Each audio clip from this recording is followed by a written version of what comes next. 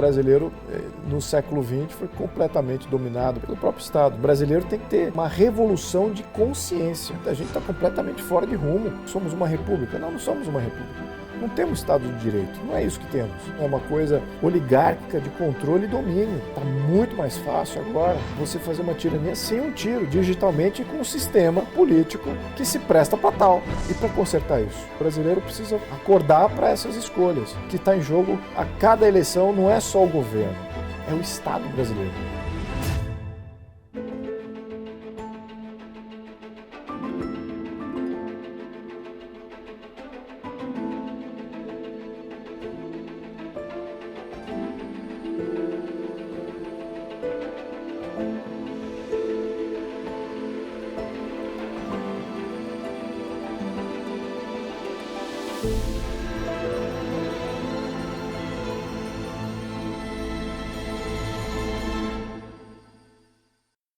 Se não cair nas mãos de um governo tirânico, o brasileiro será o novo ateniense. Assim pensava José Bonifácio de Andrada e Silva, e assim também pensa o nosso convidado de hoje, que é descendente da família imperial brasileira. Ele é mestre em Ciências Políticas pela Universidade Stanford, nos Estados Unidos, e tem um MBA pelo Instituto Europeu de Administração de Empresas, na França. É empresário, atuou no mercado financeiro e hoje é deputado federal eleito pelo estado de São Paulo. Eu sou Bruno Magalhães e recebo hoje no Contraponto Luiz Felipe de Orleans e Bragança, que a propósito apresentou recentemente uma proposta de nova Constituição para o Brasil chamada A Libertadora. Luiz Felipe, seja bem-vindo. Obrigado, Bruno. Obrigado por estar me recebendo. Queria aproveitar que você está apresentando essa nova Constituição para o Brasil e tratar dessa frase do José Bonifácio com uma frase que você disse em alguma entrevista que já deu do nosso potencial não dirigido. Você disse que nós não conhecemos nosso potencial não dirigido porque durante o século XX inteiro, nós fomos um país dirigido. Isso. Veja, o brasileiro médio tem autoestima muito baixa. Quando se fala em potencial do Brasil, a gente acha que é papo de político em eleição, né? Que história é essa de potencial do Brasil? Olha, uma coisa está casada com a outra, né? Uma medida que você tem um Estado dirigista, quem não está dirigindo é a população, é a sociedade. Então, cabe ao Estado sair da frente, deixar de dizer o que vai fazer, quais são os planos, e deixar que a sociedade tenha liberdade para poder agir e achar seu destino. Naturalmente, o destino está intrínseco àquilo que você é de fato. O brasileiro é isso que nós conhecemos, é um povo alegre, gosta de ajudar, bem receptivo, trabalhador. Ao mesmo tempo, apesar da sua humildade, que eu vejo mais como humildade, eu vejo também um orgulho intenso da questão de ser brasileiro e de ter um território maravilhoso, que é isso. E são ideias desassociáveis, não desassociáveis. Então, são únicas do brasileiro, né? Então, é uma proposta bem diferente do que você vê na Europa, do que você vê nos Estados Unidos.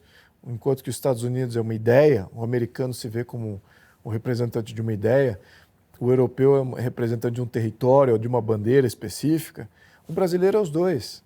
Né? O território, o que é o Brasil, nossa ideia, nosso conceito de brasileiro está envolvido. Não só as ideias, mas também com o território e a nossa brasilidade, faz parte integral.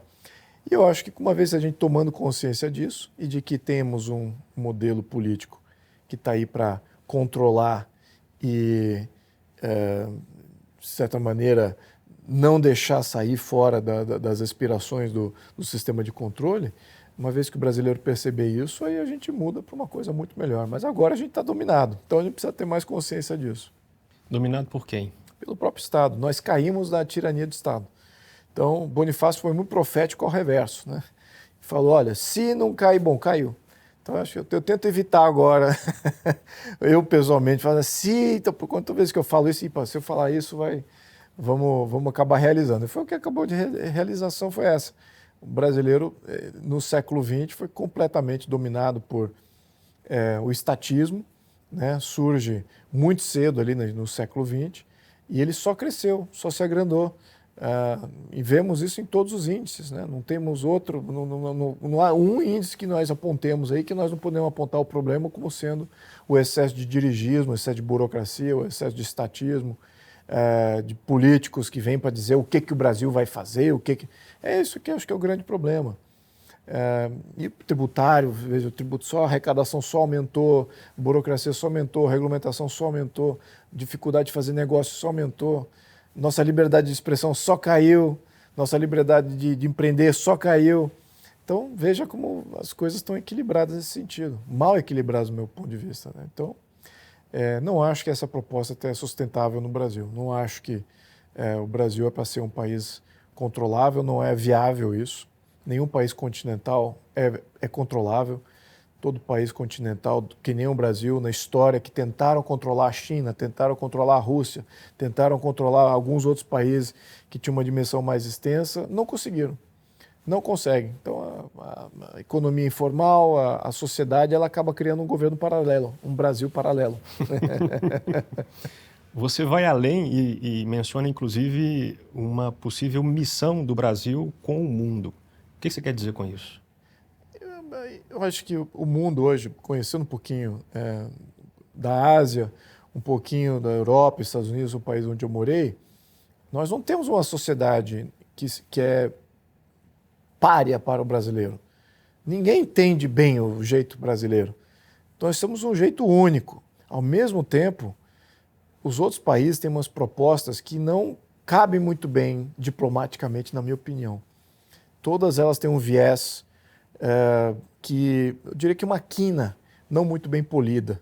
Já o brasileiro, ele é polido por natureza, por alguma razão de DNA, talvez, mas eu vejo como sendo o grande embaixador da humanidade sendo o brasileiro. Eu não vejo os outros povos como fazendo esse papel. Tanto da natureza do brasileiro é mais receptiva, ela acomoda, ela aconchega todas essas diferenças. Um japonês, um norte-americano, um africano, vem para o Brasil e se sente confortável. Então, nós temos essa capacidade, enquanto que você se assimilar, e eu digo isso de experiência, tentar se assimilar a qualquer sociedade europeia é muito difícil. Enfim, faz parte do nosso DNA. Eu acho que é a nossa proposta. O nosso DNA não está sendo exercido. Nós criamos aí, deixamos criar, efetivamente, mas deixando, né? E não realmente querendo. Deixamos criar aí toda a sorte de controle que cerceia essa nossa natureza. E só agora estamos nos deparando disso, né? Quando estamos ali com um dos países mais difíceis de você fazer qualquer coisa. Os índices de educação, gastamos muito em educação, temos os índices de educação mais baixos, talvez, do mundo, e temos resultado. Então, isso não é condizente com o novo ateniense, né, que nós precisamos, que nós sabemos que somos. Vamos falar sobre a sua proposta de Constituição, chamada A Libertadora. A Constituição, ela não prevê a forma de apresentação de um substituto a ela. Imagino que o regimento da Câmara e do Congresso também não apresentem, né? Você apresentou essa proposta à sociedade, esperando que haja, sim, enfim, um acolhimento por parte dela. Sim, sim. É essa a ideia, então, exatamente, né? Ou seja, não tem nada formal ainda no Congresso. Não. Aliás, eu acho que eu nunca vi o quanto ignorante os deputados são da minha proposta. Porque eu fiz a proposta direto só nos meus canais e algumas entrevistas, mas para com a sociedade. Mas os deputados não receberam a proposta. Eu ainda não ventilei lá. Estou em todos os grupos de comunicação. Eu ainda não botei nenhum link dizendo, olha, tem uma nova proposta. Nem fiz, não é com eles a conversa. A conversa é com a sociedade. A sociedade precisa vir ao encontro disso. Essa é a minha proposta, é a minha função de mandatário. É como eu me coloquei como deputado federal, de rever tudo isso. Muito em função daquilo que eu tinha estudado de Brasil. O meu estudo de Brasil não é antigo, ele é recente. Então, eu tive toda uma vida aí pregressa, várias experiências, mas recentemente eu me debrucei sobre o Projeto Brasil. E nesse projeto eu vi que a gente está completamente fora de rumo de qualquer narrativa que se jogue lá no Congresso. Somos uma república. Não somos uma república. Não temos Estado de Direito. Não é isso que temos. Temos uma oligarquia. nós somos um país federativo, descentralizado. Não somos um país descentralizado, não somos nada federativo. Somos unitário, tudo decidido pelo centro, planejamento central. Não é republicano, é uma coisa oligárquica de controle e domínio. É isso que nós temos no Brasil, esse é o que é o nosso sistema. Então, por que nós temos isso? A Constituição que permite. Está tudo na Constituição. Em outras palavras, óbvio, né? Ninguém vai escrever assim, oligarquia unitária do Brasil. Fala, não, República Federativa do Brasil. Ninguém vai falar isso, certo? São nomes que se referem a fatos e a fenômenos que não estão acontecendo na realidade. É a efetividade do modelo. Né? Você pode se dizer como uma república ou uma monarquia, isso não importa. O que importa é a efetividade de como que você se rege, né? De como é que é a interação organizacional das instituições, os freios de contrapeso, quais são os direitos individuais, para que serve o Estado, quais são as funções que ele tem. Então, tudo isso está errado. Tudo isso, eu vejo isso como um grande erro de desenho, uma falta de pensamento político a priori de ter feito a Constituição de 88. Realmente, eu estou olhando os constituintes de 88, depois que eu comecei a estudar e avaliar. O estudo, você não pode só olhar para o teu umbigo e falar, o meu umbigo está mais limpo hoje do que antes. Não é isso.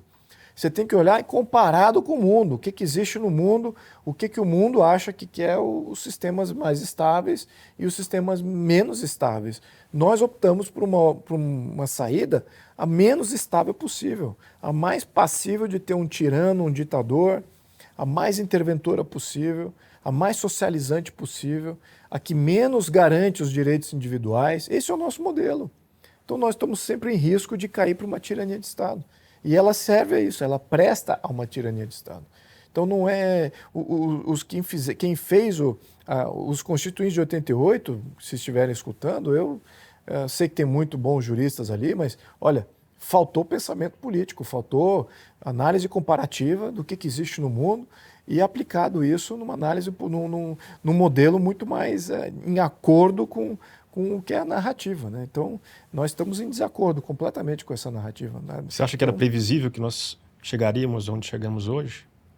Naquela época do Constituinte? É recorrente até. Eu acho que ali, já no início da Constituinte, já nos anos seguintes, eu me lembro quando ela estava jovem naquela época, então, meus 20 anos, mas eu me lembro das discussões, estava no mercado financeiro, eu já escutava vários deputados, senadores falando, vamos ter que fazer outra Constituição, porque agora caiu o Muro de Berlim, puxa, fizemos uma Constituição agora, teria sido diferente. Logo depois de promulgada já diziam isso. Logo depois, mas no ano seguinte já falavam em reforma constitucional, que não está certo, que papapá.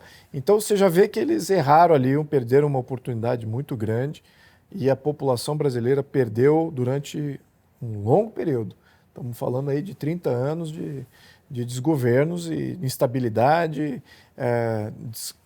total descalabro fiscal, intervenções tudo quanto é natureza, enfim. Então, ali você já viu, logo no início, já viu que a proposta não estava certa, né? Logo no comecinho. Então, é isso que a gente... Agora, e para consertar isso? Como é que faz um conserto de uma Constituição se não o que é o padrão? O padrão é ter que ter uma crise incrível, tem que ter uma grande, ou um golpe de Estado, ou uma crise qualquer para fazer essa mudança, que é uma mudança profunda. Mas o desafio aqui, além de você convencer que o problema é constitucional, uma vez que você tem um convencimento, numa situação de relativa paz, como é que você faz a mudança sem estar em crise? Né? Acho que o brasileiro tem que ter uma revolução de consciência, é o que eu sempre falo, e eu acho que isso é possível. Eu estou vendo essa consciência só expandindo no psique do brasileiro. Estou só vendo expansão. E acho que isso é possível, de fazer uma mudança constitucional sem ter uma crise, um golpe de Estado que promova essa necessidade. Que a consciência de conviver com essa novela absurda, de viver de ciclo eleitoral em ciclo eleitoral, isso tem um desgaste ao longo da vida do ser humano, ao longo da vida da sociedade. Eu acho que muitos já estão chegando a esse ponto de desgaste, né, que não querem mais conviver com essa novela. A cada 2, 4 anos tem ali, para onde vai o Brasil? Né? Vamos cair na mão de um tirano que vai tirar nossas liberdades aqui, tirar nossa propriedade, tirar todos os nossos confortos? Ou vamos está com um que vai deixar laissez-faire, né? Deixar as coisas fazerem. Como é que vai ser esse próximo líder? Essa que é o que está em jogo a cada eleição, não é só o governo, é o Estado brasileiro. A cada eleição, todo o conjunto está em jogo. Isso que gera uma instabilidade muito grande. E a Constituição de 88 é a grande culpada disso. A sua proposta, ela pressupõe que a nossa Constituição atual ela não representa os valores da nação. E a sua, imagino que pretenda representar esses valores. Sim. Que valores são esses e de que modo ela representa esses valores? Nós temos um capítulo todo definido isso, que trata-se da brasilidade, né? Que tenta, eu diria que faz um bom trabalho de definir exatamente esse aspecto de quais são os nossos direitos efetivos individuais que nós temos que preservar, que são direitos universais, só que eu diria que o brasileiro ali tem algumas diferenças ali que precisam ser preservadas, né? Claro que a gente está falando de família, quem que educa os seus filhos, as prioridades, quem é que estabelece, os valores, de que é a fundamentação de uma sociedade que vai ter sucesso, né? Não existe sociedade construída no progressismo. Não existe, nunca houve. Por que não existe? Porque nunca houve. Essa é que a historiografia mostra. Quando você parte para o progressismo, é exatamente no ciclo final da sociedade. É quando ela começa a descambar, é quando ela começa a entrar em decadência. As instituições não refletem mais valores. A sociedade perde seus valores em função do progressismo, onde tudo é debochado, tudo é relativizado. Então, as instituições também perdem seus valores relativos, né? A virtude não está nas instituições, está toda na sociedade. Então, quando a sociedade se transforma em sociedade progressista, em que tudo pode, aquela coisa meio solta, sem o rigor que ela mesma se autoimpõe, as instituições passam a valer menos. E aí, com o decorrer do tempo, se esvai e deixa de proteger essa sociedade. E aí a sociedade esquece da sua história, daquilo que é importante, do que é prioritário. Então, tudo isso tem que ser preservado e, claro, que o ônus está todo na própria sociedade de se autopreservar, né? E não cair nessas modernices aí que a gente sabe que não vai levar a lugar nenhum, a não ser a destruição completa da sociedade e, por consequência, das instituições públicas que defendem a todos.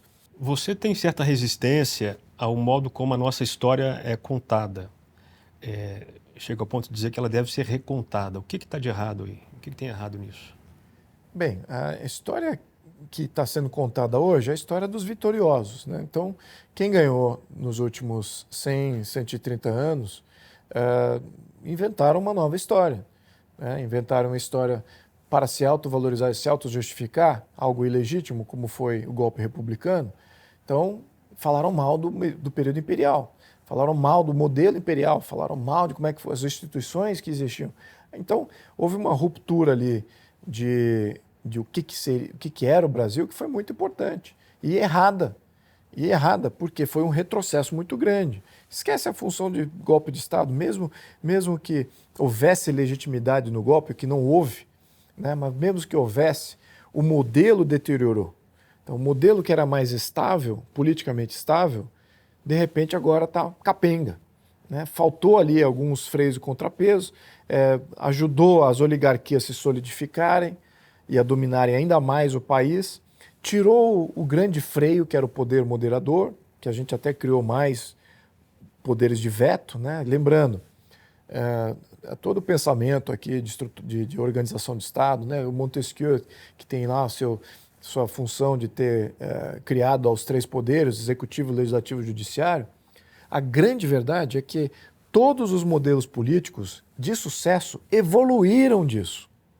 Evoluíram. Criaram um quarto, um quinto, um sexto poder, sétimo. Evoluíram os seus modelos. Então, o que aconteceu com a República é que ele retrocedeu. Então, o nosso império já nasce com uma evolução da proposta de Montesquieu, criando aí a função do poder moderador. As grandes potências europeias que surgiram aí durante o século XIX e no século XX, elas todas se equilibraram com modelos derivados dos três poderes, mas não somente os três poderes. Houve outros poderes ali. Então, não somente a mídia, mas a população tem direitos, tem poder de intervir de soberania popular. A mídia também fazia ali a organização da sociedade civil. Então, tinha outras Outras forças que outras também forças, tinham exatamente, que tinham poder poder. O próprio Estados Unidos tem 4 poderes. Ele tem os 3 poderes, né, na organização federal deles, tem os 3 poderes, executivo, legislativo e judiciário, e tem o 4º poder, que é o federalismo.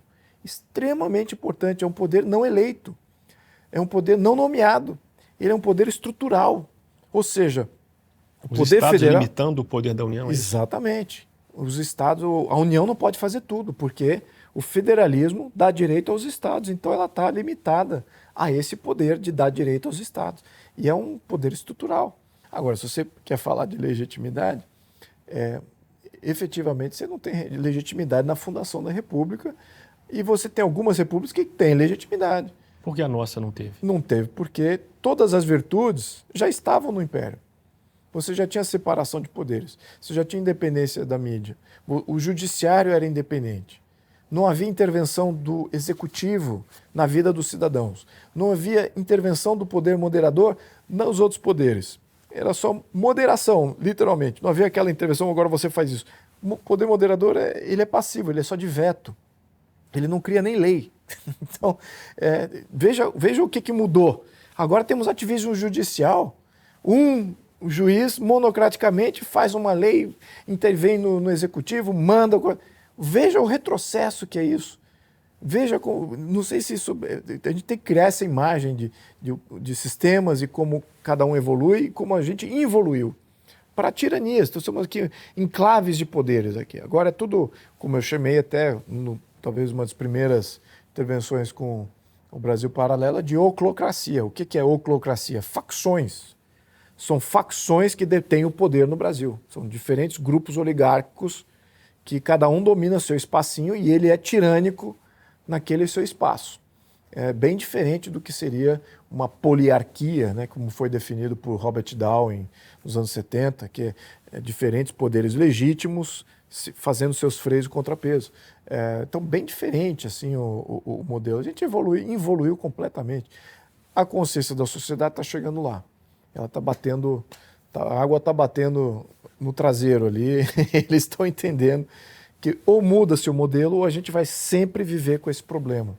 E é um problema que tivemos várias iterações nos últimos 130 anos. Sabe? Para que viver mais uma iteração? Então vamos fazer uma mudança agora enquanto a gente está vivo e consciente. Bom, ficou claro que, na sua opinião, e parece razoável, nós evoluímos desde a transição da monarquia para a república. Você disse que nós caímos num canto das sereias nessa ocasião. Qual que era a promessa, assim? Já que tudo estava andando bem, a virtude estava nas instituições, qual foi a promessa que havia naquela época? Não teve muito promessa. Você teve a destruição do que era o Império. Então a propaganda era que o Império era ruim e que a República é boa. Essa era a grande falsa promessa, que o Império era opressor e que na República você vai ter liberdade. E foi exatamente o contrário que aconteceu. Né? Que você ia ter prosperidade, que você não tinha prosperidade e que agora você vai ter, que você não tinha estabilidade e que agora você vai ter. Tudo errado, tudo, nada mais além do que fake news em 1889. Então essa que é a realidade. E a propaganda para se justificar como república destruiu o que havia antes. Não havia uma legitimidade própria, como foi nos Estados Unidos, por exemplo. Nos Estados Unidos, uma república legítima, estava fugindo da tirania. A tirania de Estado não era imposta pela República Norte-Americana, era o que estava sendo imposto pelo rei inglês. Então foi um momento legítimo. A mesma coisa com a República Romana, né? 2000 anos antes, muito mais tempo ainda. Né? Quando aconteceu aquele evento, a República Romana estava fugindo da tirania dos reis etruscos, que estavam sendo abusivos, estavam sendo, violentavam as filhas dos fazendeiros, etc. Então, houve ali um movimento republicano na República Romana 1000 anos antes de Cristo. Pô, não foi 1000 anos, foi 500 anos antes de Cristo. E aquilo foi legítimo, tinha sua legitimidade, porque estavam saindo de um sistema tirânico. Não foi o caso no Brasil. Ao contrário, foi no Brasil. Saiu do modelo estável, tranquilo, que não interferia em absolutamente nada, e entrou para o modelo tirânico. Então, esse modelo aí entrou com todos esses tipos de narrativas falsas, heróis falsos, histórias falsas, tudo falso. Além do fato de que o socialismo naquela época já existia. A gente esquece desse paralelo. O socialismo, 1850, naquela época, meados do século XIX. Quando chega no final do século XIX, essas ideias já permeavam aí instituições, republicanos, né? Então, para você estabelecer o comunismo, a primeira coisa, o primeiro passo é acabar com a monarquia. O primeiro passo é estabelecer uma república.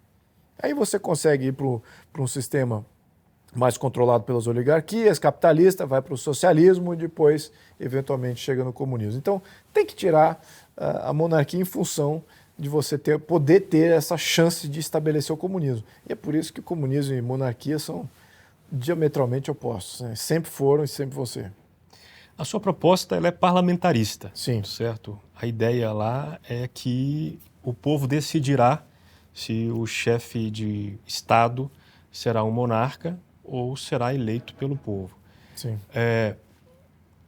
Onde estaria hoje o fundamento da legitimidade da Casa Imperial para assumir essa função hoje? Então, Porque hoje, não teria havido uma ruptura de legitimidade desde então? Você acha que então, não? eu diria que ela está crescente, ela ainda não está enraizada. É por isso que não é uma proposta de restauração monárquica, ela não é uma proposta para isso. Ela é uma proposta para evitar que o Brasil caia em ditadura. É isso que essa Constituição faz. Ela impede a ditadura. Muitos perguntam, mas então você proíbe o Partido Comunista? Não, não proíbo. Mas o sistema como um todo proíbe.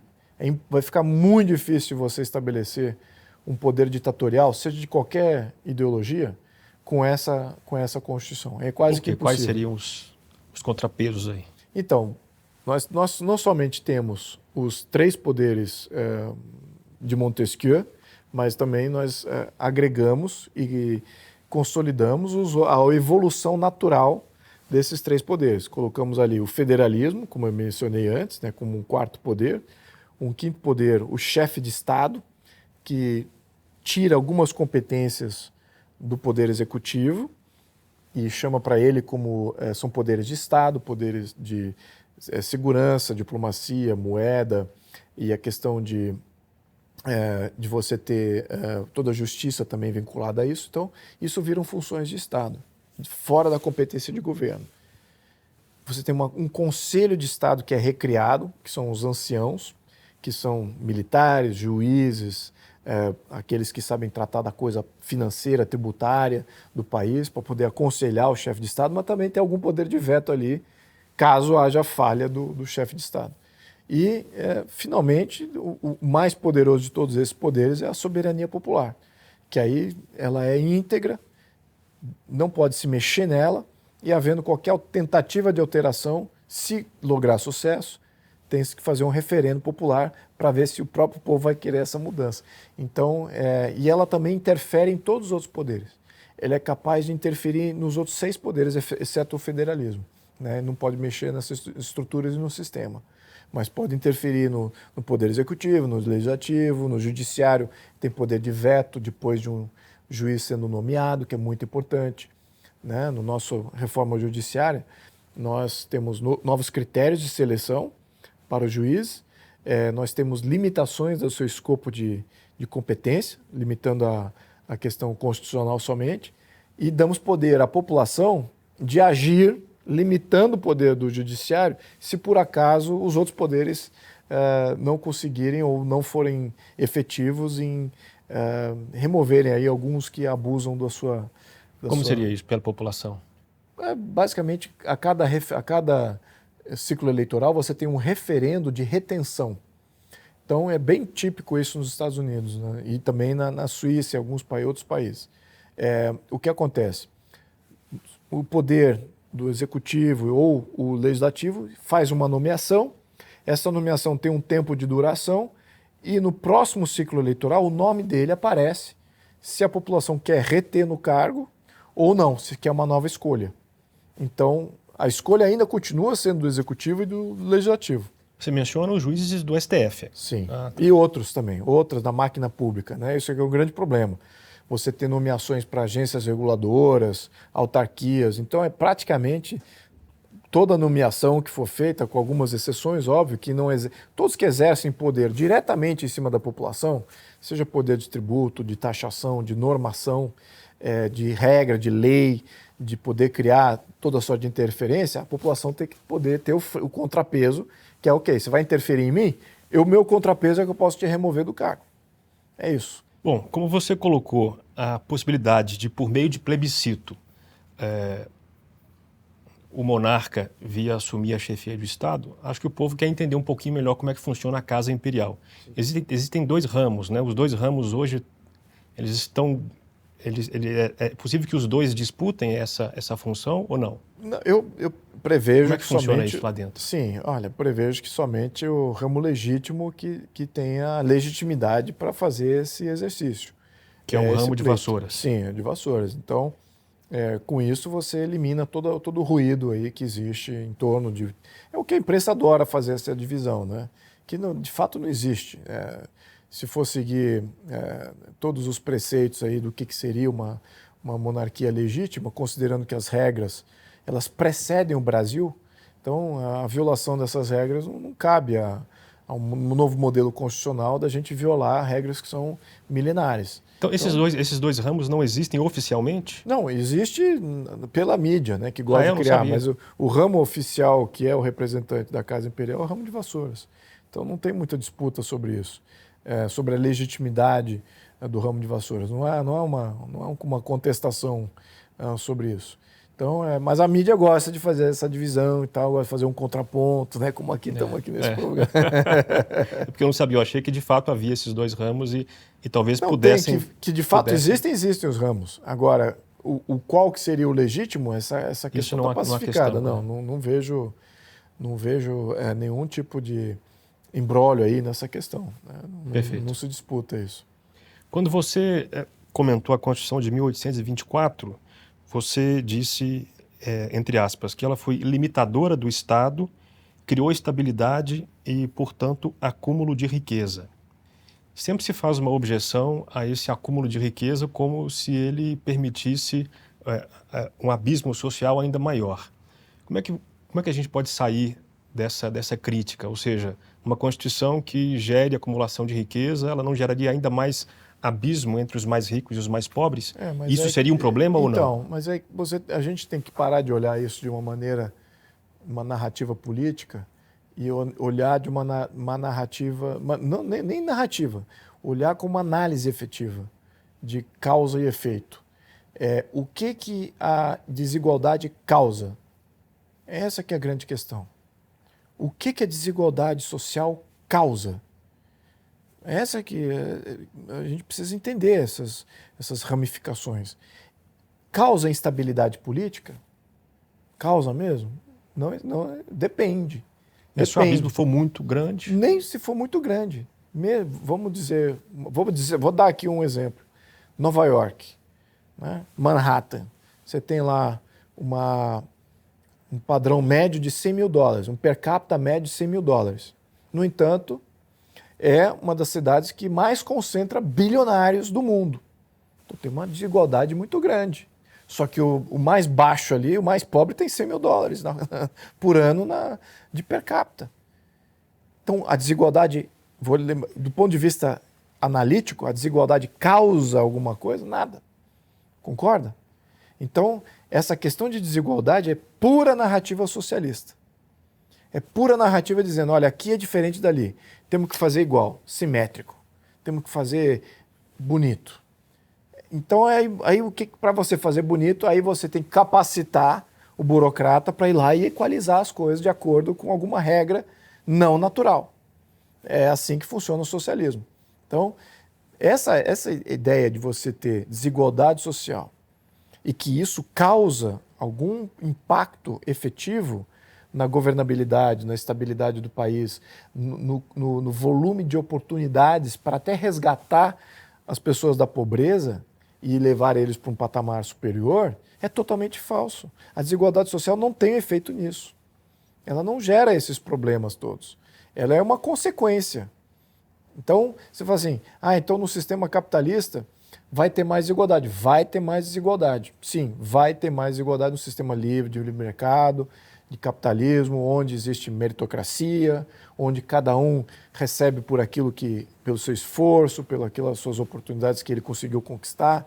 Sim, absolutamente. Porque nós somos desiguais, né? Nós somos desiguais por natureza. Agora, o que é necessário ter é que a lei tem que ser igual para todos. E as oportunidades têm que ser igual para todos? Não necessariamente. Mais uma vez, se você fala as igualdades têm que ser igual para todo mundo, aí você tem que dar um poder a uma burocracia, alguém do Estado, para ir lá criar oportunidades iguais e definir o que são oportunidade igual. Então, isso que é a grande falácia, né, que os socialistas gostam de trabalhar nessa ideia de igualdade, mas efetivamente não existe, e isso não causa os problemas, isso é consequência de problemas. É possível, sim, você pode apontar alguns países em que você tem desigualdade extrema causado por intervenções assimétricas, não tem a mínima dúvida. A oligarquia tomou conta de toda a riqueza do país e não deixou nada para o resto da população. Ou todas as oportunidades é controlada por um pequeno grupo. Aí sim é uma desigualdade que você fala, poxa, cadê o governo para nos salvar? Ela está injusta, né? Exatamente, aí é uma desigualdade injusta porque ela se torna em função do jogo o mais forte prevalecendo, né, e assumindo uma competência que deveria ser do próprio governo. Qual que é o ponto aqui? O ponto é que o governo tem que ser o estabilizador.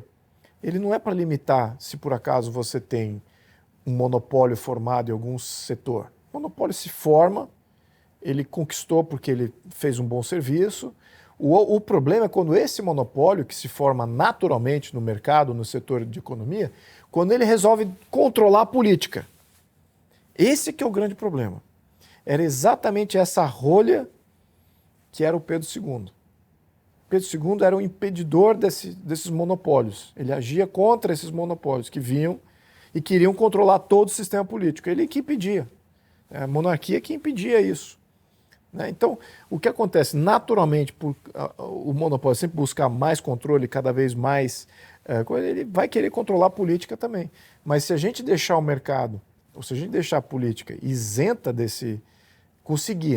conseguir deixar o sistema isento dessa interferência, desses grandes monopolistas, esses grandes interesses, aí ele vai estar fazendo um bom serviço. Aí ele vai estar fazendo um serviço próprio de um governo totalmente isento do como é que o jogo econômico é jogado.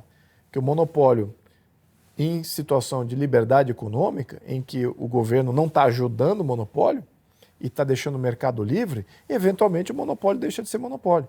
Vai surgir competidores, vai surgir pequenos negócios, vai surgir médias empresas que vão tomar gradativamente a função do monopólio. Você mesmo já incorporou? Não. Não, eu sei que não. Eu sou um ator. Não, bom, incorporou bem. Mas aí todo mundo fala justiça social. Não, eu joguei uma vez, eu fiz um projeto lá na Câmara e veio um economista da USP representar o meu projeto de propriedade privada, para tirar a função social da coisa e tal, não sei o quê. E o cara olhou para mim e falou assim, mas e a justiça social? Eu falei, cara, você é economista? Que economista fala um negócio desse? De justiça social. Essa expressão não tem conteúdo, né? Isso não é economista. Isso é marxista, que já está comprovado que não é economista. Está completamente fora. Só marxismo fala em justiça social. Nenhum economista hoje, com cara lavada, fala de controle de sistema, política monetária, política tributária, política fiscal, fala em justiça social como sendo um modelo econômico. Não pode. Deixa outros falarem, deixa um cara lá do assistencialismo falar em justiça social, deixa outro cara lá de... Agora, o economista fala em justiça social, acabou aí. E ainda mais vinculado à propriedade, porque eu estava tirando a relativização da propriedade privada. Da função social da propriedade. Da função social. Você tirou dinheiro do banco, é seu, faça o que eu quiser com isso. Agora eu botei em propriedade, virou imóvel. Função social, se ferrou, burro. Botou ali, comprou um imóvel, comprou uma chácara, uma fazenda, tá ferrado. Vai ter que ter função social agora. Vai ter que obedecer essas regrinhas de igualdade e de cotas e de não sei o quê. Pronto, idiota. Aí, puxa, eu não sabia. Pois é, eu não teria tirado dinheiro do banco. Ou botaria o dinheiro em outro banco fora do país. Que é o que a pessoa, quando adquire consciência ou dinheiro, ou os dois, faz. No Brasil não bota dinheiro de jeito nenhum. Nenhum rico vira brasileiro. O rico vira outra coisa. Vira panamenho, vira paraguaio, vira português, vira inglês, vira qualquer coisa menos brasileiro. Falei, pô, aqui tem esses loucos aqui que assumem propriedade, eu tiro do meu banco, boto no qualquer outra coisa, tem que obedecer regra de cota. Esquece, não é para guardar dinheiro não é por aqui, é para ir em outro lugar. Enfim, já entrei aqui, divergi completamente aqui do tema. Queria falar sobre o preâmbulo da sua proposta, que ele contém algumas ideias que talvez indiquem o seu pensamento sobre o Estado também. Está lá na proposta que você ofereceu à sociedade. O povo brasileiro permite esta Constituição para assegurar uma nação soberana como expressão eterna de nossa independência e sagrada identidade, de nossa sabedoria para definir nosso destino e assegurar nossa estabilidade e bem-estar, de nossa temperança nas escolhas de nosso desenvolvimento, de nossa persistência em fazer valer a justiça para todos e de nossa coragem em exercer nossas liberdades para permanecermos livres. A primeira coisa que me salta aqui são as 4 virtudes, né, cardeais. É uma pista falsa ou essa proposta sua tem alguma coisa da República Platônica? Ela resgata o estoicismo, né? A ideia da verdade, a ideia da justiça, da coragem, da temperança, sabedoria. Então, ela resgata isso e isso foi o fundamento da Igreja Católica também, um movimento histórico, e o brasileiro representa isso perfeitamente. Se você precisar me falar assim, no mundo, dos 193 países, qual é o povo estoico? É um brasileiro. O brasileiro é corajoso, mas não fica de bravata. O cara quando tem um problema, ele vai lá e vai enfrentar até o final. Mas ele tem temperança, ele é equilibrado e ele busca a verdade e a justiça. Ele não vai fazer uma coisa que é injusta, ele não quer prejudicar ninguém, muito pelo contrário, o brasileiro quer ajudar. Ele também não quer, assim, como prioridade, apesar disso é natural, e é uma questão, obviamente, que individual de cada, mas o brasileiro, eu acho que ele preza mais pela ajuda do que do ganho pessoal. Se ele puder ter as duas oportunidades ali, ele é mais do prestador de ajuda e tal. E nisso ele tem tudo para crescer com isso. Né? Acho que todos que se dão bem na vida, né, que têm sucesso, eles prestam ajuda, eles resolvem problemas, eles conseguem incluir pessoas e eu estou falando de mercado aqui, né, de negócio até, mas também com pessoas. Né? As pessoas que são mais grandiosas são aquelas que estão de fato fazendo algo que é altruísta, né, que é para o bem comum e isso transforma ele também, né, como sendo um agente desse bem. Então isso, eu vejo o brasileiro assim.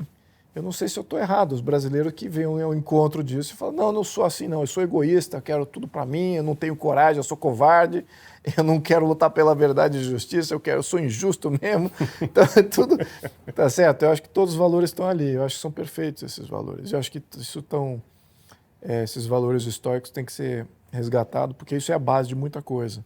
E isso evita que a gente faça redução perigosa. Né? Tem uma série de reduções aí de ideias, virtudes, fés e religiões que incorporam, são essas virtudes aí, mas incorporem em nomes que já estão indo para outro lugar. São usados para outros tipos de conclusões. Então, quem são esses que você está mencionando? Não, você veja, o próprio cristianismo hoje está sendo desvirtuado. Em qual sentido? Em todos os sentidos. Né? Sentido político, sobretudo, considerando que a Constituição ela é um documento político, então, nesse contexto político, a gente tem que julgar o que significa cristianismo, quem são os representantes cristãos da igreja, quem são os representantes cristãos da Igreja Católica, da Igreja Evangélica, o que eles representam e se eles estão em consonância com os valores que a gente quer preservar, que muitas vezes não é o caso. Então, na sua opinião, não estão de acordo? Não estão de acordo. Você pode dar algum exemplo? Posso. Por exemplo, a Igreja Católica notoriamente está elegendo abortistas. Elege PT, elege a esquerda quase como inteiro. Ela não é um braço dos valores conservadores. A CNBB, imagino. Mas eu estou dizendo como braço de proselitismo. Estou falando especificamente de política. Não vou entrar aqui na questão de fé, de Vaticano, de nada disso, da própria religião, do que diz a religião, não estou dizendo disso. Estou dizendo como braço político, de eleger políticos e colocar representantes lá. Então a Igreja Católica tem contribuído com a esquerda, que são contra esses valores brasileiros que eu mencionei. Então, contra o valor de família, contra o valor de pátria, contra o valor de Deus, até mesmo Deus. Então, é isso que a esquerda se tornou. Né? Eu vejo que há saídas para a esquerda, depois a gente pode falar sobre isso, mas a realidade política é essa. Aí você tem o outro lado, tem cristãos que se dizem cristãos e tal, mas também não, são contra as armas. São contra o armamento individual para você proteger a tua família, para você se proteger. Com alguma das penas contra bandidos e criminosos que ofendem a sociedade, matam, eles também têm algumas ponderações ali, que não necessariamente estão de acordo com o que eu acho que é necessário politicamente para o Brasil. Então, e todos eles se dizem cristãos e defendendo. Então, a redução já é perigosa. É por isso que a gente tem que ir abaixo da redução. Tem que fazer nos valores formativos que estão realmente na base. É isso que tem que ser representado aqui. Porque a definição, já as reduções, se é uma pessoa muçulmana, se ela é judaica, se ela é cristã, isso muda. Isso muda com o tempo. Né?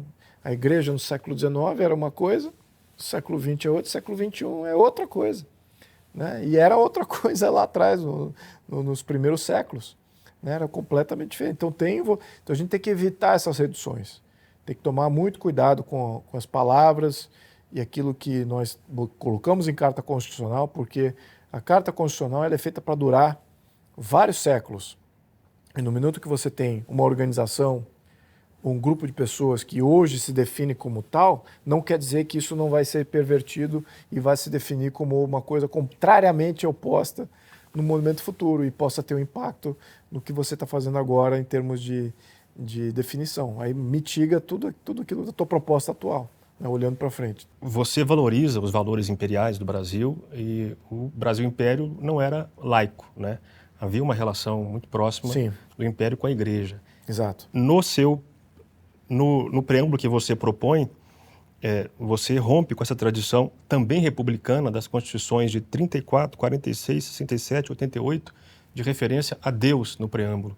Isso tem alguma razão de ser? Tem um significado? É isso que você já falou, dessa Sim. resistência sua à igreja? Não, olha, eu não resisto à igreja nem nada disso. Eu acho que, primeiro, isso é uma proposta.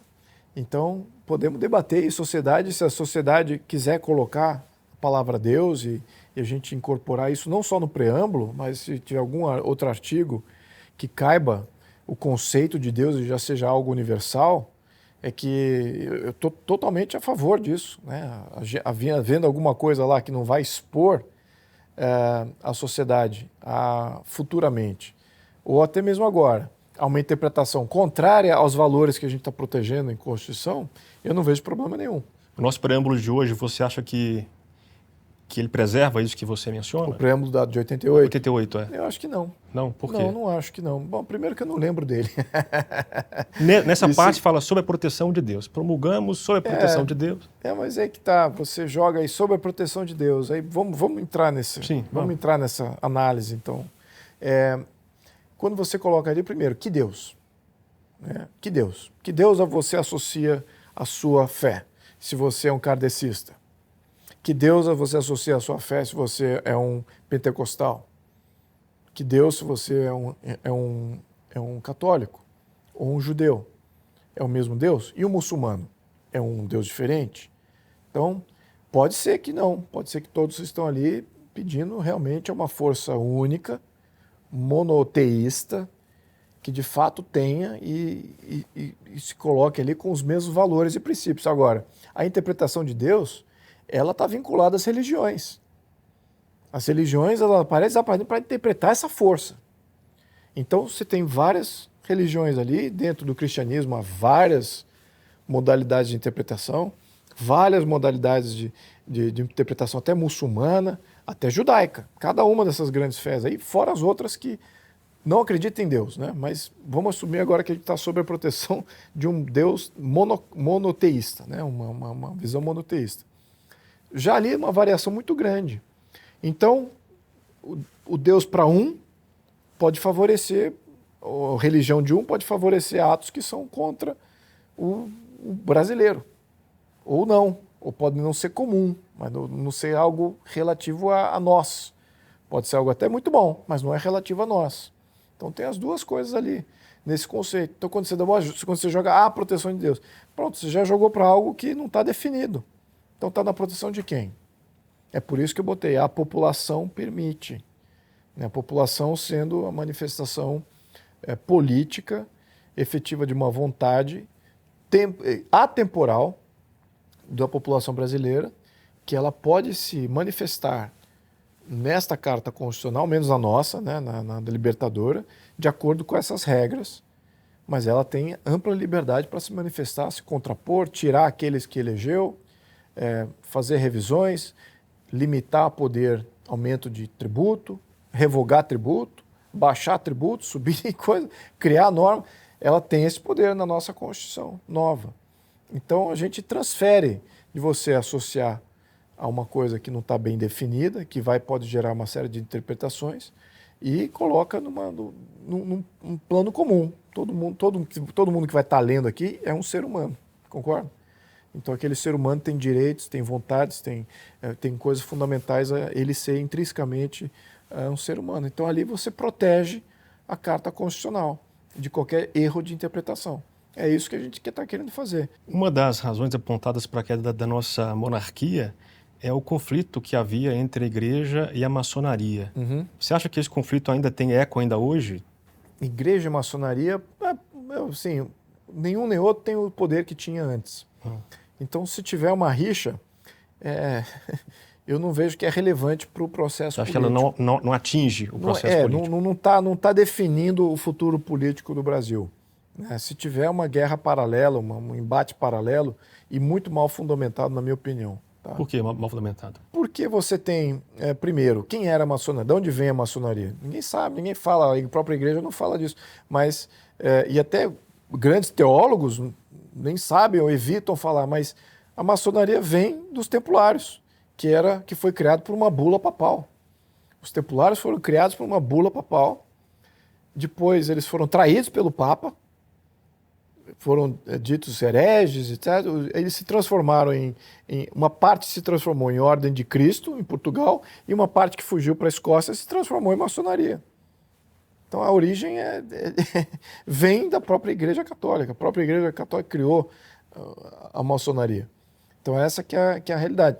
Claro que a maçonaria surgiu também para acabar com esse tipo de tirania. A missão da maçonaria sempre foi acabar com tirania e ignorância.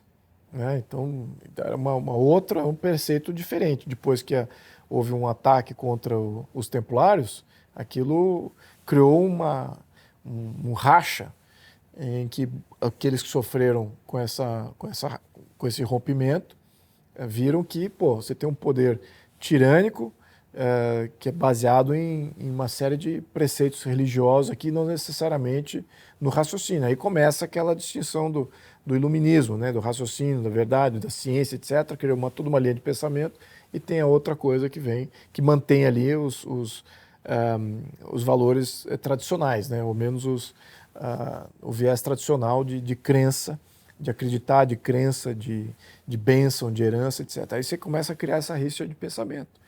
Então, isso eu acho que é importante pontuar. Então, essa batalha entre da maçonaria e da igreja, ao meu ver, né, eu não vejo que está moldando a nossa discussão hoje em dia política. O mal é muito maior e é contra os dois. Qual é o mal?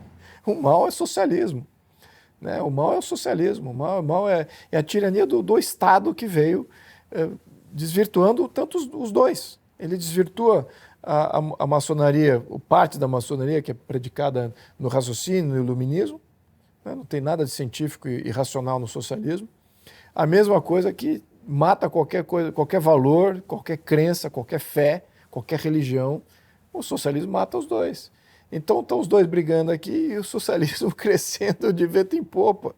Né? Agora com novas tecnologias, 5G, etc., a coisa vai tomar um aspecto muito mais universal que a gente jamais viu, que a sociedade mundial jamais viu. Então, esse aqui é o grande... Você acha que existe risco de o Estado crescer? Total, total. Talvez ele até encolha, mas em termos de volume, de tamanho, porque eu vejo que o próprio Estado quer sobreviver e ele viu que ele ficou grande demais, gordo demais para poder se sustentar. Então ele pode dar até uma enxugada. Agora, o poder que ele vai ter de controle social vai ser muito maior. Isso está nítido, né? Com 5G e outras evoluções que vai vir disso, e o Estado sendo não só o que vai permitir isso, mas o que também vai usar essa mesma tecnologia, o controle do Estado, da sociedade, vai ser muito mais direto. Você fala muito dessa conspiração do 5G aí na China. O que você pensa disso? O maior conspirador é o próprio ser humano. Nós vamos querer 5G. Eu quero 5G, você quer 5G. Nós queremos 5G. Então, a gente quer rede social, a gente queremos quer rede social. Nós entregamos todos os nossos dados em rede social. Nós dizemos exatamente quem vamos votar, como e por quê, a todo momento. É coisa muito mais íntima, né? Já viramos aqui a Grécia Antiga, que só falta ter um fórum em que todos levantam a mão dizendo sim e não para qualquer coisa, né? Como era. Então, nós já fazemos isso em rede social. Então, a transparência, ela já é praticamente total, né? Atinge milhões, ao mesmo tempo que o controle também. Então, o controle aumentou com essa liberdade, suposta liberdade que a gente ganha com mais tecnologia, que todos nós vemos, mas ao mesmo tempo o controle também cresce. E tem também a inteligência artificial. Isso também vai vir, vai ser um agente de controlar nossas escolhas. É o que o socialismo faz. O socialismo é de controle de escolhas. Né? Ele não dá amplitude de oportunidades. Ele limita as oportunidades, fala assim, é isso, porque é isso que dá para sustentar de acordo com um modelo totalmente hermético, controlado. Então, agora o que é possível com o 5G e a inteligência artificial é ele já pré-condicionar decisões nossas, né? Influenciar no que a gente quer, o que é bom para a gente agora no momento. Sem que nós percebamos. Sem que a gente perceba. E para fazer um pensamento fora desse sistema, vai precisar de muito mais. Por enquanto, a gente ainda não está tão dentro do... Estamos em transição, né? Mas eu acho que vai precisar de cabeças pensantes muito mais ativas para poder se desvincular desse domínio que virá com o 5G. Queria entender um pouquinho sobre, digamos, a ética imperial e se ela pode ser aplicada um pouco à nossa república de hoje. Você mencionou numa certa entrevista sua que a família, que um governante monarca, ele precisa saber administrar a sua família com vistas no interesse do Estado. Isso é algo que a gente ouve falar, enfim, com muita frequência. Eu me lembrei, inclusive, quando vi você falando disso, do Hamlet, do Shakespeare, quando o irmão da Ofélia fala com ela, cuidado com esse cara ele não é dono da própria vida, né? Ou seja, tudo que ele decide com vistas no interesse do Estado, né? Hoje, na nossa república, calha acontecer com frequência da família do presidente ter uma interferência muito forte, ou se diz que é forte, a ponto de até derrubar alguns ministros, influenciar o governo, enfim, confusões que acontecem por aí. Você acha que essa ética é difícil de ser aplicada na República? Olha, como é que eu diria? Sobre esse tema de família no poder, eu acho que quando a família entende que a missão dela é de Estado e que vai haver sacrifícios, a família sofre. Quando a família resolve ser família e preservar a família e ela é a prioritária, o Estado sofre. O Estado sofre. Então, se você for ver as famílias imperiais, reais, que tiveram sucesso, são famílias que colocavam a função de Estado acima da família, né, e se adequaram em função das necessidades de Estado. Então, fizeram seus filhos casar com os filhos dos inimigos, fizeram incorporações territoriais, mandaram os filhos navegar por outros oceanos, como foi a caso da Leopoldina, para casar com Pedro I, sem saber quem ele era, como é que... Isso são famílias que colocam a missão de Estado acima da própria família. Então, de fato, uma família real imperial, e tal, como quando ela é de sucesso, ela é menos família do que uma família orgânica normal, que não é uma família reinante. E é por isso que eles sofrem extraordinariamente mais, né? Todos esses que fazem esse sacrifício. O oposto são aquelas famílias que se usam o Estado e começam a dirigir o Estado para os interesses de família ou conforme as idiosincrasias familiares. Essas, ao meu ver, tendem a perder rapidamente a sua legitimidade. Deixam de ser relevantes bem rápido. São substituídas, sofrem um golpe, ou tem uma questão, sofrem uma guilhotina, qualquer dessa. Então eu vejo dessa maneira. Então, óbvio que aqui como é que você regulamenta isso, né? As famílias reinantes de sucesso, dentro delas mesmo, a própria se auto-impõem, se auto-regem conforme uma série de regras que se impõem essa condição. No minuto que você se torna uma família reinante, os interesses do Estado vêm primeiro. Você é um representante do Estado.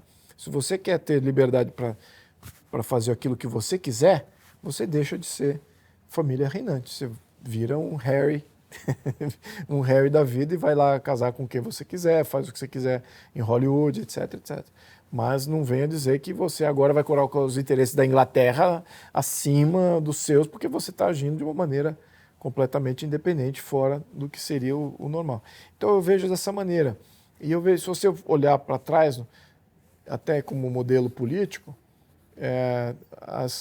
os modelos que criaram, vamos falar pré-cristianismo, antes da fé cristã, porque o cristianismo foi muito importante nessa fundação, né, de comportamento e de tradição e de legitimidade. Quem ungia um rei era a igreja.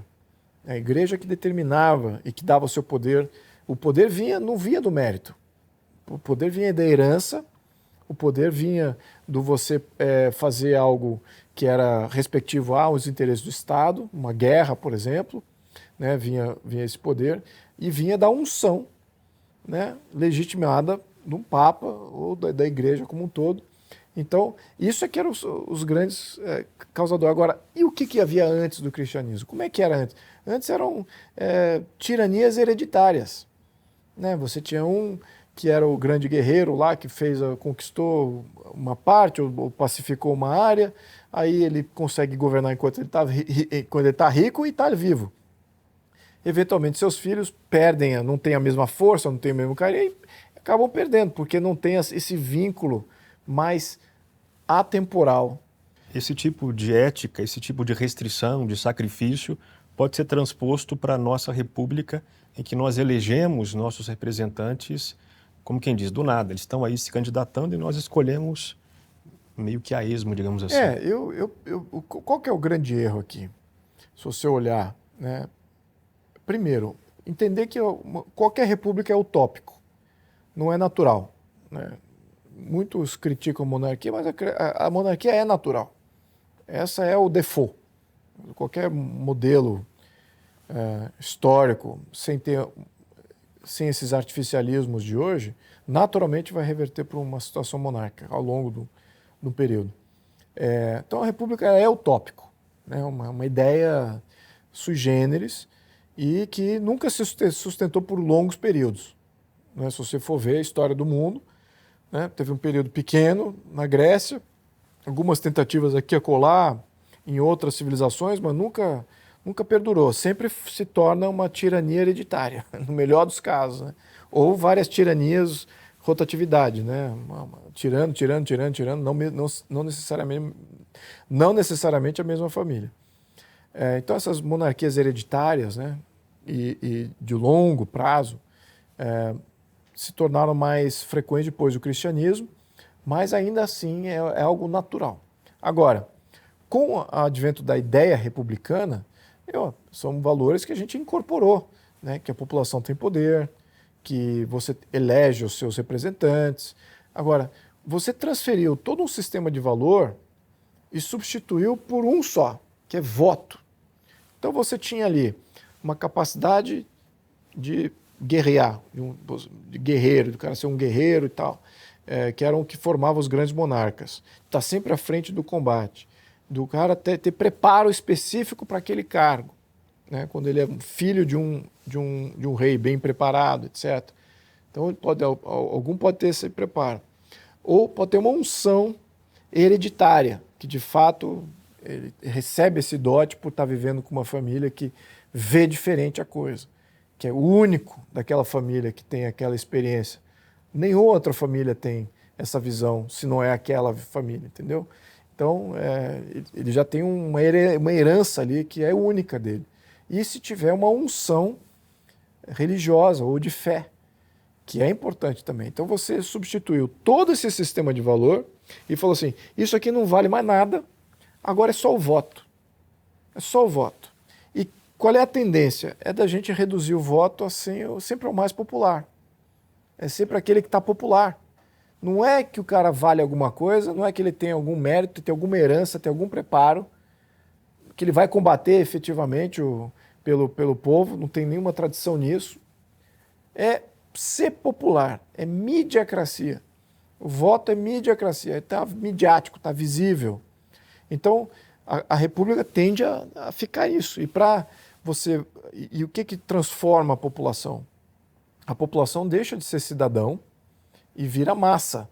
Porque é a massa que cria popularidade ampla. É a massa que faz valer, numa república, faz valer os seus representantes. Não é efetivamente a cidadania. Então, a cidadania pode até existir, ainda existe lá, mas ela fica fora do jogo político. Ela fica cada vez diminuída. E quem prevalece a massa, a fama, né? Fama de massa, é isso que exerce poder, é isso que elege poder, é isso que exerce poder. Então, a República tende a isso.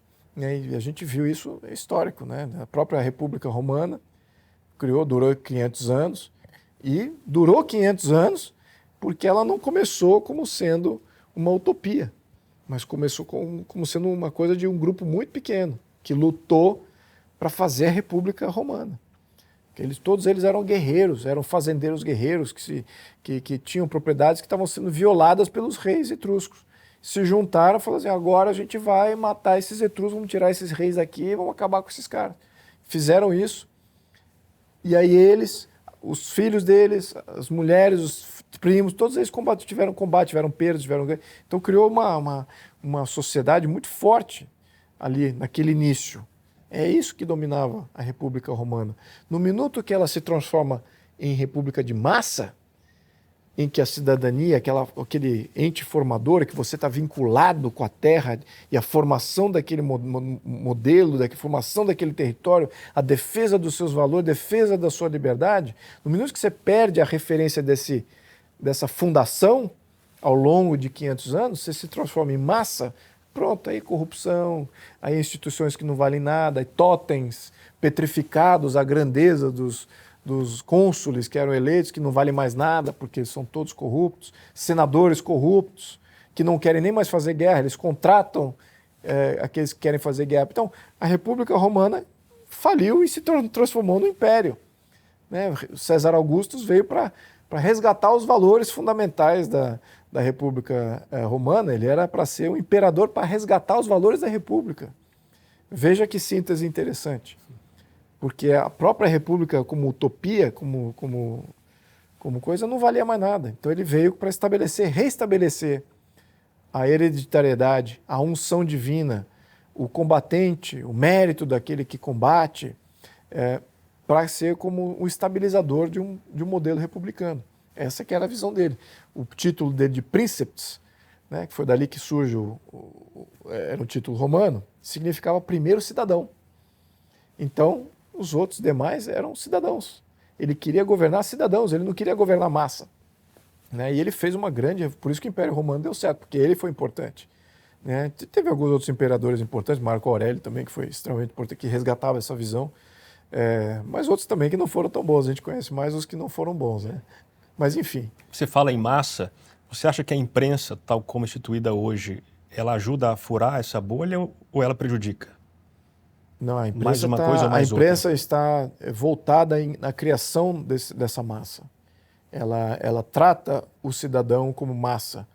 E o cidadão, para entender como a imprensa está comunicando com ele, a imprensa tradicional, né? No Brasil, aliás, todos os países livres aí estão sofrendo com isso. Ele acaba se massificando também. Ele acaba entrando na onda. Então, é muito perigoso o que está acontecendo. E aí você imagina, então você está massificando o cidadão, ele está deixando de ser um pensador livre, próprio, orgânico, de contexto de família, que entende ali um contexto de família. Agora ele está abraçando causas e defendendo massas que não são propriamente do interesse da família dele ou não necessariamente vão proteger a família dele. Essas causas, essas massas são muito perigosas à liberdade dele, à liberdade da família dele. Então ele está se tornando isso, né? A mídia faz com isso. Então você compila em cima disso as novas tecnologias, a inteligência artificial. Então é um futuro aí que me preocupa muito, de você criar tirania. Está muito mais fácil agora você fazer uma tirania sem combater, sem derramar sangue. Sem um tiro, né? Sem um tiro, digitalmente, com um sistema político que se presta para tal. Veja os desafios aqui. E vou reiterar aqui, o que vai salvar a gente nesse embate, nesse novo estado que vai surgir, inevitavelmente, vai ser exatamente aquilo que não é racional. A nossa crença em milagre, nossa crença, nossa fé. Você falou em milagre duas vezes. Em que sentido você fala de milagre? Acho que toda fé ela é baseada em algo não racional. Então ela é incorporada. E eu vou dizer isso da minha própria experiência, né? Eu sempre nasci todo batizado, católico, confirmado, crisma, etc. Mas morei fora e nas minhas experiências de vida e tal, comecei a ver como é que outras populações vivem, etc. Muito influenciado também por cristãos não católicos, quando morava nos Estados Unidos. Na Europa, eu via muito ateísmo, países como França, né? Eu via catolicismo tradicional em partes da Alemanha, na Suíça, na Alemanha. Então eu vi diferença ali, distinções. Na Inglaterra, vi presbiterianismo, como é que era aquela coisa. Mas até os ateístas foram interessantes aqui na minha formação, porque foi um ateísta que mostrou que eu não sou ateísta, que eu acredito, eu tenho fé. E ele reduziu algo que eu acho que é fundamental. Ele fez a seguinte experiência, ele falou o seguinte: olha, você acreditar em milagre significa que, por alguma razão aleatória, as leis do universo não vão funcionar em um dado momento conforme elas sempre funcionam. Aí ele falou assim, há uma probabilidade de eu levantar isso aqui, esse copo, e se eu soltar, se você tem fé, você acredita que esse copo não vai cair no chão, que há uma chance desse copo não cair no chão. E foi aí que ele me pegou, falei assim, pois é, eu acredito que esse copo não vai cair no chão. Foi um ateu que falou. Foi um ateu que me provocou, e eu falei, pô, tá aí, eu acredito que há uma chance que esse copo não vai cair no chão. Foi aí que ele me definiu, né? Eu tenho fé, eu já vi que eu tenho fé. Então, quando eu vi isso eu parei de testar. Eu parei de testar o meu cristianismo, parei de testar a minha fé, mas ao mesmo tempo eu já tinha testado. Então, eu não estava só você aceita, né? Você incorpora, você absorve, né? No seu processo evolutivo, depois você testa, você critica, você tenta ver se você é aquilo mesmo e tal, e chega no momento de um teste e tal que você decide para que lados que você vai, né? Como é que você funciona, qual é o teu circuito ali dentro. E esse foi o meu momento, falei, aqui eu estou definindo, eu tenho fé, eu acredito. E você se encaixa hoje em alguma das igrejas cristãs? Você consegue? Eu diria que quase todas, porque eu fui influenciado por várias. Eu vou dizer uma que é muito importante para mim, que eu não tenho muito conhecimento, mas eu fui influenciado por convivência, né? E ele nem conviveu tanto assim, mas uma coisa que ele falou em sala de aula para mim pegou, né? Ele era um cristão ortodoxo, da igreja ortodoxa, e aí ele tinha a gente estava olhando lá um caso de business, né? E estava falando como é que diferentes empresas criam uma cultura interna, e tinha um desses empreendedores que criou uma cultura muito cristã e colocava na entrada da empresa, assim, confiamos em Deus. E todas as máquinas tinham coisa, o papel, toda a coisa, sabe? Ou seja, ele colocava para fora, ele externava as suas crenças. E o cristão ortodoxo reagiu. Ele falou, olha, da onde eu venho, acho que ele era iugoslavo, era sérbio, não me lembro bem, da onde eu venho, era búlgaro, ele era búlgaro. Da onde eu venho, esse tipo de manifestação é algo quase vulgar, porque a religião ela é minha, a fé é minha, é de foro íntimo. E eu expondo aquilo que está dentro de mim, a todo momento, como eu vejo nessa fábrica, nessa empresa, eu vejo isso como sendo algo de quase vulgar. Eu entendo, também sou da linha cristã, ele falando, você falou, e deixou o seu ponto de vista ali. Ninguém efetivamente concordou com ele, né? Mas eu falei, poxa, engraçado, isso aí eu penso um pouco nessa linha, né? Eu não gosto de estar expondo isso a todo momento, como eu estou fazendo isso. Aliás, acho que é a primeira vez que eu estou falando disso desde que eu me tornei público, né? Mas é a primeira vez você provocando aqui na conversa. Mas aquilo eu falei, olha, eu sou mais nessa linha aí, eu acho que é de foro íntimo. Claro que eu vejo até uma distinção do que você é efetivamente, daquilo que politicamente, como você deve agir. Como o cristianismo está sendo combatido no mundo inteiro pelo socialismo, né, como sendo um grande, eu vejo até quase que um ato de não muito inteligente de você não se manifestar a favor do cristianismo. Acho que é necessário até você dizer que você é cristão, se afirmar, mostrar para todo mundo e tal, não sei o quê. Mas eu, particularmente, não, no meu íntimo, eu sou mais como esse búlgaro aí, eu já esqueci o nome dele, sei que ele é ortodoxo, mas essa é a minha linha pessoal. Mas eu vejo politicamente como é necessário também ter uma defensoria mais externa, mais exacerbada. Mas entramos aqui Sim, entendi. numa conversa bem mais íntima aqui, no como é que eu penso sobre essas coisas. Essa lição desse búlgaro parece um pouco com uma frase que eu ouvi uma vez de um santo ortodoxo teria dito que Deus aceita ser tudo na sua vida ou nada, mas ele não aceita ser apenas um quadro na parede. Ou seja, parece que tem a ver um pouco, né? Ou seja, frases, isso aqui, essa coisa mais exposta, talvez não signifique nada, talvez Exato. nada para Deus. Né? Eu também já tive amigos luteranos e o fato de você se cruzar numa igreja luterana, só de fazer o sinal da cruz, isso eles não fazem. Também você entra numa igreja luterana, não tem nenhuma referência bíblica, não tem símbolos, não tem nada.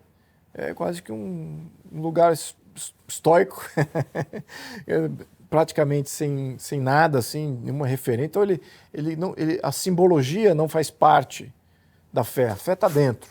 A simbologia é algo externo. E acho que é uma crítica, talvez, que o cristão não da Igreja Católica, né, o cristão não católico, faz exatamente isso. Muitas vezes o cristão católico se apega aos símbolos e a fé fica em segundo plano. Né? Então, não é verdade necessariamente. Eu particularmente, não me lembro. Acho que eu tenho uma referência de rito religioso, todas as minhas referências são católicas, né? Tanto que, apesar de eu ter visto como as outras funcionam, e são válidas mesmo momento, em diferentes momentos. Nos Estados Unidos, quando eu estava morando sozinho, os primeiros anos, num lugar frio para burro, a televisão que eu assistia em alguns momentos era a igreja pentecostal. Né? Fabulosos os pastores, né? As mensagens eram diretas, eram relacionadas a uma realidade que eu estava vivendo ali naquele momento. De suma importância para mim foi, como é que eu vou falar que aquilo é ruim? Não é ruim, é uma mensagem positiva também, a mensagem vem, né? Independente aí do formato e tal. Então, mas acho que na redução final, no final das coisas, assim, se você tem fé, você acredita no milagre. Se você não acredita no milagre, então aí você já entra para o outro campo, que eu conheço muito bem, o campo racional, campo, né, ciência, razão, né, todo esse lado mais iluminista. Né, eu conheço muito bem. Quando você estuda livros que que levam você a construir raciocínios baseados em fatos tangíveis, materiais, né?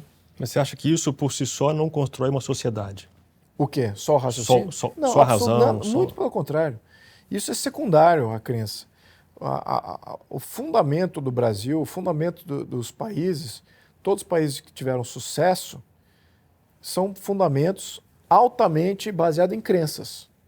São histórias... Algo mais arraigado. Exato. Crença. Aquilo que une, aquilo que dá força é a crença. É a crença do milagre daquela mensagem, né? Que é da união em torno daquela mensagem fundamental, que aquilo vai fazer uma diferença muito grande na sua vida, na vida do país, do conjunto como um todo.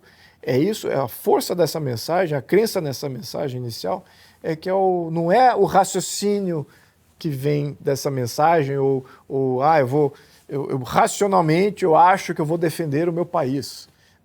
Não é uma coisa que você tem que se entregar ao raciocínio. Apesar de eu poder fazer esse raciocínio, eu acredito no meu país.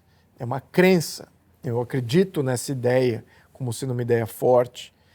Eu acredito de que o povo vai também acreditar nisso e que nós todos vamos conseguir fazer grandes mudanças. Então são crenças que são fundamentais.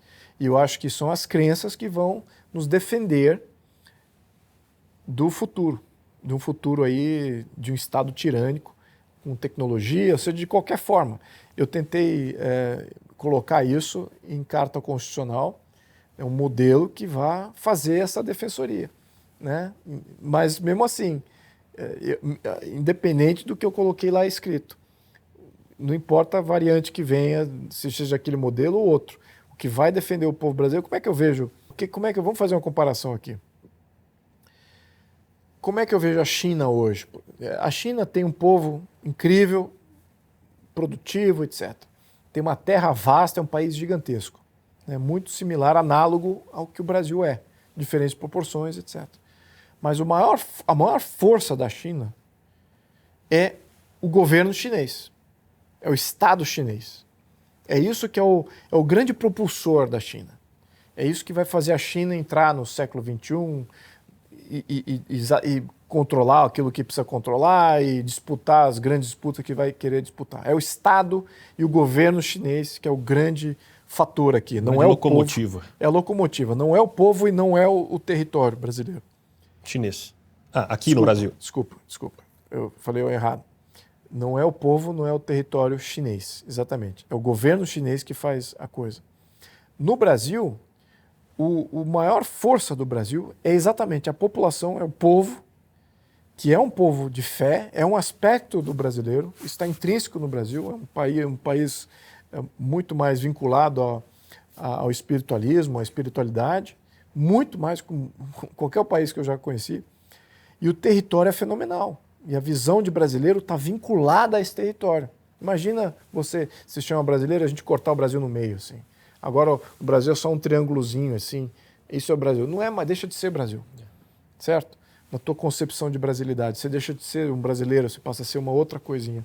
Então o brasileiro está vinculado ao território e o povo brasileiro tem essa crença que é muito forte.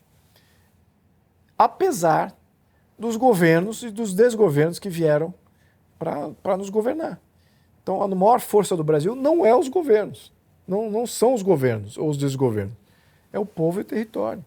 Então isso... Por quê? Porque a crença aqui é muito forte. A crença e o vínculo do povo com o território e a nossa crença nisso, ela é muito forte. Isso se sobrepassa qualquer sistema, qualquer constituição, qualquer modelo que venha.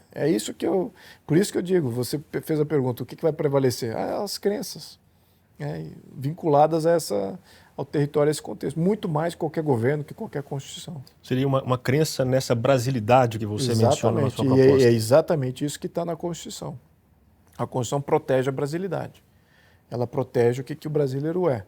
Os valores, as crenças e todos os seus comportamentos idiosincráticos não podem ser alterados pela mão do Estado, pela mão dos governantes. Luiz, a nossa Câmara dos Deputados tem 513 deputados. Você é um deles. De fora, a impressão que eu tenho, pelo menos, é de que um deputado ele tem pouco poder nesse conjunto. E também de fora é difícil perceber os acordos e os conchavos, no bom sentido, os acordos que se fazem ali em vista do poder que a Câmara tem, né? E o Senado também inclui, né? Está aqui nessa pergunta. Sim. A questão é quem é que manda e tem mandado no nosso Congresso Nacional? Quem que dita os rumos? Os grupos de interesse. E os grupos de interesse são políticos e econômicos. Então, os grupos políticos são os partidos políticos, são a máquina do Estado, aqueles que foram nomeados, juízes do STF, STJ, outros cargos nominativos. Esses têm uma grande influência no Congresso. Essas são as forças políticas, né? E, obviamente, que isso interno, mas externo também tem forças políticas, tem diplomatas externos, tem países que vêm fazer incursões ali, então tem uma máquina política já pronta para receber o comando, né? Eles comandam as vontades deles, mas também representam vontades de outros grupos políticos de fora.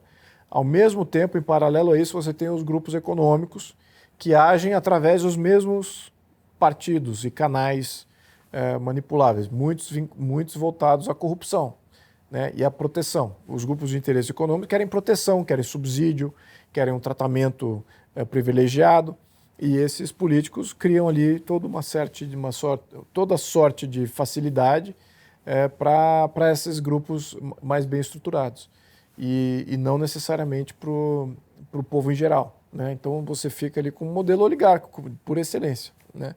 Que essas são as duas grandes oligarquias, políticas e econômicas.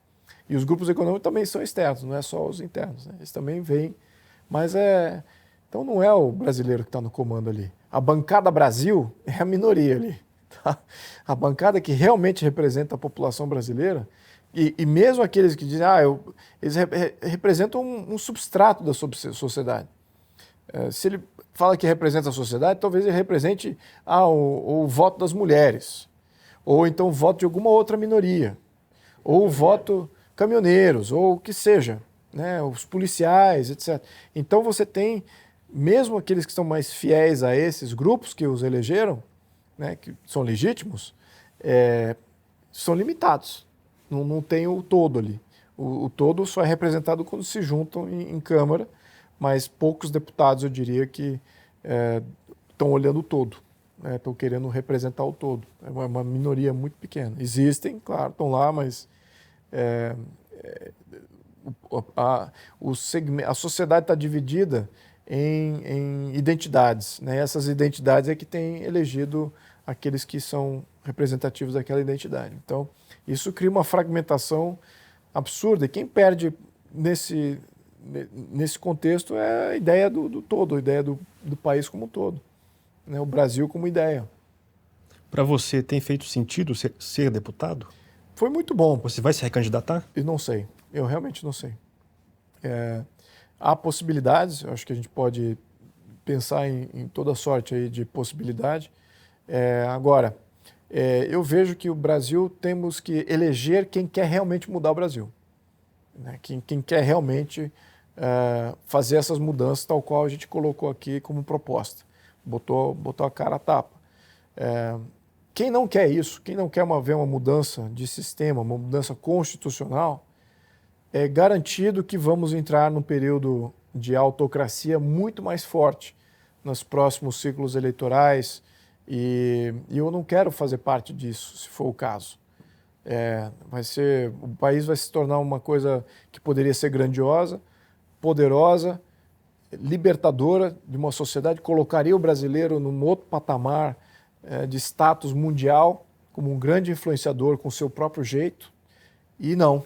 Vai ter um Estado que mediocriza, torna medíocre a população e torna o Estado mais forte ainda, no controle de um país gigantesco.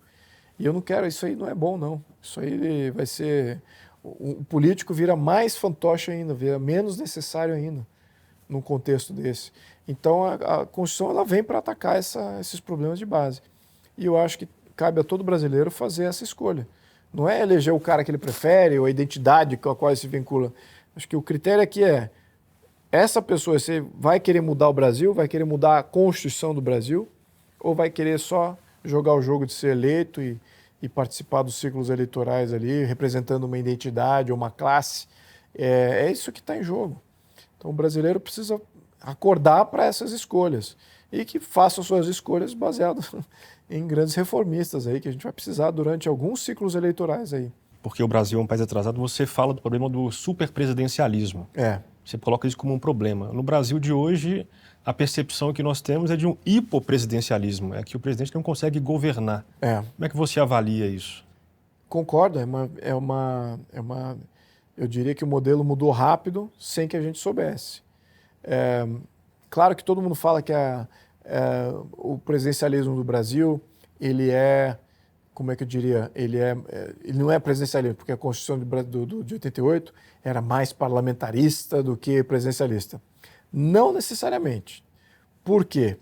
Até o Jair Bolsonaro, até 2019, o presidente controlava a arrecadação e controlava os gastos. Para onde ia essa arrecadação? E no processo de aprovar, ele cooptava o Congresso. Então é isso daí que vem o termo superpresidencialismo. Então até o governo do Jair Bolsonaro existia um modelo superpresidencialista.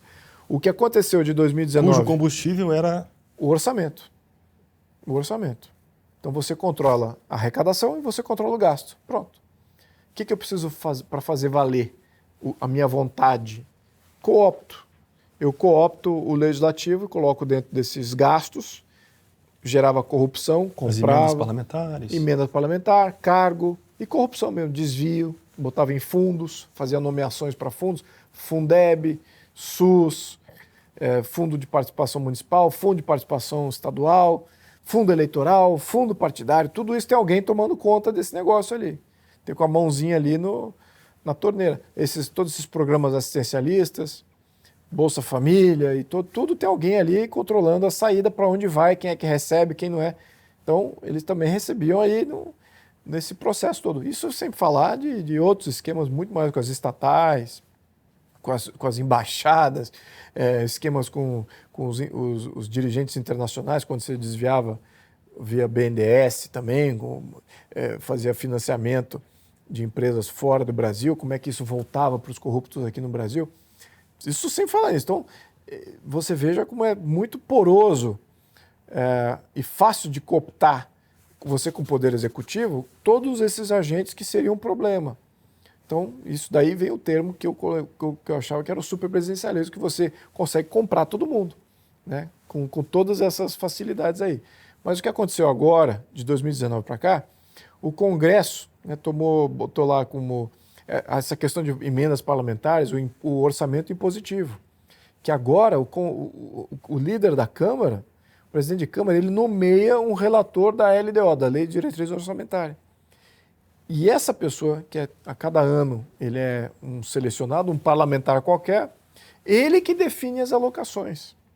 Você faz uso de emendas parlamentares? Eu fiz emendas... Para algum projeto? Então, fiz parte das emendas, metade das emendas tem que ser usada obrigatoriamente para a saúde.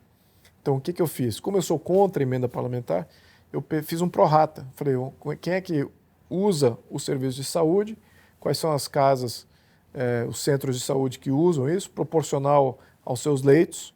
Eu enviei as emendas proporcional aos leitos de utilização. Eu não fiz alocação baseada no prefeito, que eu conheço, os vereadores. É o que é comum, né? Que é isso que eles fazem para fazer cabo eleitoral. Se tornam cabos eleitorais. Não só cabo, né? Mas para desviar também. Né? Né? Desviar também, porque aí tem algum arranjo ali com essas instituições. Então, no meu caso, eu fiz uma alocação para as prefeituras, baseado em... Então, devo ter mandado... Da metade. E da outra metade? E a outra metade eu mandei para a Força de Segurança. Mandei para tecnologia da Marinha e tecnologia da Aeronáutica. Foi onde foi a maioria. Eu tentei fazer alguma coisa para a polícia, mas acho que teve alguma coisa para polícias que eu fiz. Polícia Militar de São Paulo. Então eu fiz ali alguma louca, mas não foi tão substanciosa quanto da Marinha e Aeronáutica. Então, questões nacionais ali, nada vinculado à questão estadual ou nem sequer municipal. Então, foi como eu usei minhas emendas, mas para mim foi um problema. Não é função de um parlamentar definir para onde vai a emenda parlamentar. Isso deveria estar no orçamento ou da União ou dos estados e dos municípios. Não é um dinheiro que eu possa usar individualmente, eu fazer a minha mas alocação. É a prática, né? Sempre. Quer dizer... Pois é, mas é o erro do... Então, agora temos um orçamento impositivo e que as emendas parlamentares estão lá. Estão se solidificando, talvez até cresçam em proporção ao que é o total do orçamento. Isso é um grande... É um erro monumental. Né? Você deveria ter os parlamentares que eles corroboram um orçamento, aprovam um orçamento e para onde vai as alocações está definido ali. Então, quem define é a União para onde vai os orçamentos e não necessariamente você individualmente. Então, eu sou incapaz de fazer boas alocações, considerando o que eu recebi de emenda parlamentar. Vai haver distorção, vai haver a cidade que precisava receber e não recebeu, vai haver cidade que não precisava e recebeu. Então vai haver todo tipo de distorção nesse tipo de alocação parlamentar. Eu sou contra isso. Agora, tive que fazer tive que resolver o problema dessa maneira. Ou faço por alocação pro rata, ou o que eu podia fazer discricionário, eu mandei tudo para o que é nacional, que é a função do deputado federal, né? O deputado federal fala de pautas e temas que é de foro nacional, né? Já o estadual deveria tratar só do que é estadual. Enfim, tem essa distinção ali. Luiz, para terminar, o que te faz feliz hoje? Olha, antes eu poderia dizer que eu era feliz e insatisfeito. Hoje eu estou satisfeito porque eu fiz uma missão aí de alguns anos que eu tenho me prometido aí, dessa questão da Constituição, mas hoje eu não estou feliz porque eu não estou com a Constituição. É próprio da vida isso, né? Então eu diria que eu estou aguardando essa Constituição aí ser referendada. Ela não vai ser nem outorgada nem promulgada, ela vai ser permitida. Permitida pelo povo brasileiro. Isso me daria uma felicidade muito grande. É só isso. Só isso. Muito bom. Luiz, muito obrigado, pelo seu Bruno. tempo. Uma satisfação falar com você. Hein? Obrigado pela oportunidade. Muito bom.